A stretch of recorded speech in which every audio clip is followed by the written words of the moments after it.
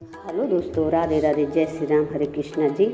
जिसके पुत्र नहीं है, केवल कन्या है, संतान उसका क्या होगा? गरुड़ पक्षी पूछा।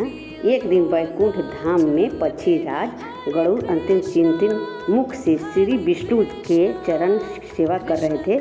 श्री विष्णु भगवान ने पूछा, हे पक्षीराज, तुम्हारे मन में किस बात का संशय चल रहा है? गरुड़ ने हाथ जोड़कर कहा कि हे प्रभु, आपने कहा था पुत्र वह है जो पुत्र नामक नरक से पिता का उद्धार कर सकता है, इसीलिए पुत्र ही पिंडदान कर सकता है, पिता का स्वर्ग पहुंचा जा सकता है कुछ। किंतु इस संसार में ऐसे अनेक धर्म लोग हैं जिनके कोई पुत्र नहीं है, केवल कन्या है। तो क्या ऐसे माता पिता का मृत्यु के बाद नरक में जाएंगे? क्या उसके लिए कोई मुक्ति नहीं है? उसका सर्द कौन करेगा? विष्णु का उत्तर, कन्या और दैत्य की महिमा। तो श्री विष्णु मन मुस्कुरा रहे थे, बोले कि हे गरुड़, इस साधारण को त्याग दो। मेरे सृष्टि में पुत्र और कन्या में कोई भेद नहीं है। यदि किसी व्यक्ति का पुत्र नहीं है तो उसकी कन्या अथवा कन्या का पुत्र को श्राद्ध करने का पूर्ण अधिकार है। तब विष्णु भगवान ने गरुड़ पुराण के प्रतिखंड तथा नियम का बताया थे। जैसे पिता स्वर्ग अपनी आत्मा है, वैसे ही पुत्र भी उसकी आत्मा का ही रूप है और कन्या भी पुत्री के समान है। अंत जो पिता अपनी कन्या का रूप में पृथ्वी पर विद्यमान है, उसका पिंडदान का अधिकार को कोई अन्य कैसे हार सकता है? अंतिम कन्या का इसके अधिकार रखती है।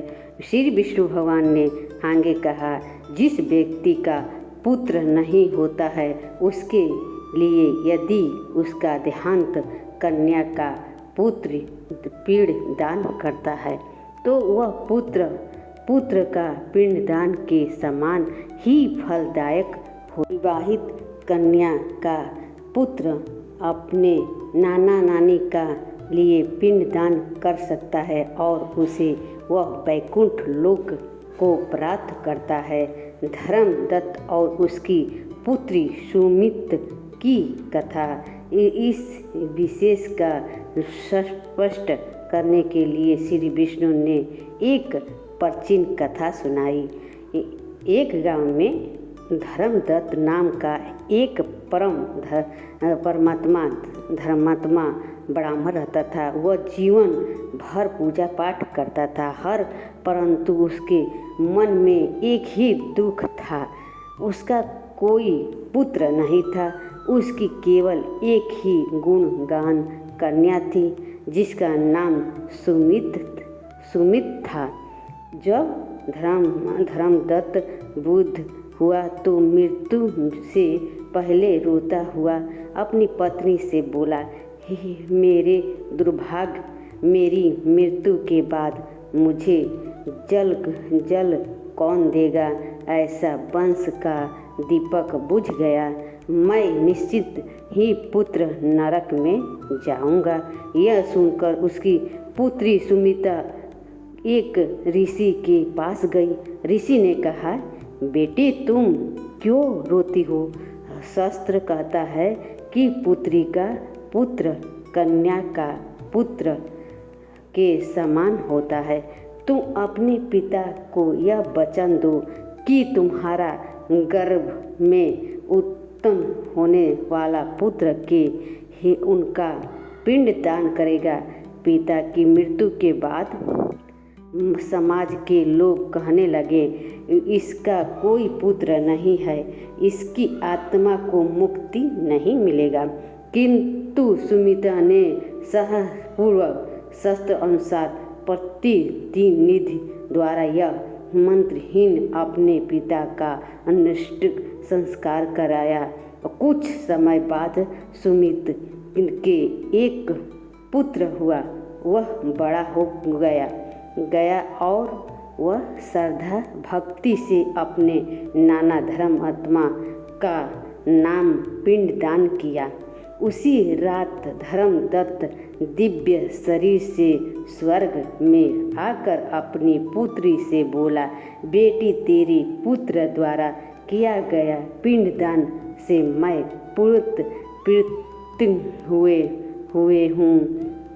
महाराज मुझे सम्मानपूर्वक स्वर्ग ले जा रहे हैं। आज मुझे समझ में आया कि पुत्र और कन्या में कोई भेद नहीं है। तू ही मेरा सच्चा संतान है। गरुड़ पुराण में अनुसार श्रद्धा का अधिकार कौन? गरुड़ पुराण के अष्टरूप में बताया गया है कि यदि पुत्र ना हो तो श्राद्ध कौन कर सकता है? कर्म इसी प्रकार है। जेठ पुत्र, अन्य पुत्र, पुत्र का भाव पुत्रिका, पुत्रिका का पुत्र, पुत्रिका का भाव का पौत्र पोता, या ना हो तो पत्नी, पत्नी ना हो तो कन्या, कन्या ना हो तो दहित्र कन्या का पुत्र, यह भी ना हो तो भाई का भतीजा। पुत्र ना हो तो पत्नी श्राद्ध कर सकती है, और यदि पत्नी ना हो तो समस्त कन्या को श्राद्ध तो पत्नी श्राद्ध कर सकती है, और यदि पत्नी ना हो तो समन हो कन्या का पूरा अधिकार होता है। वीडियो कैसी लगी? अच्छी लगी तो कमेंट, लाइक, सब्सक्राइब, कमेंट भी कर दीजिए। राधे राधे।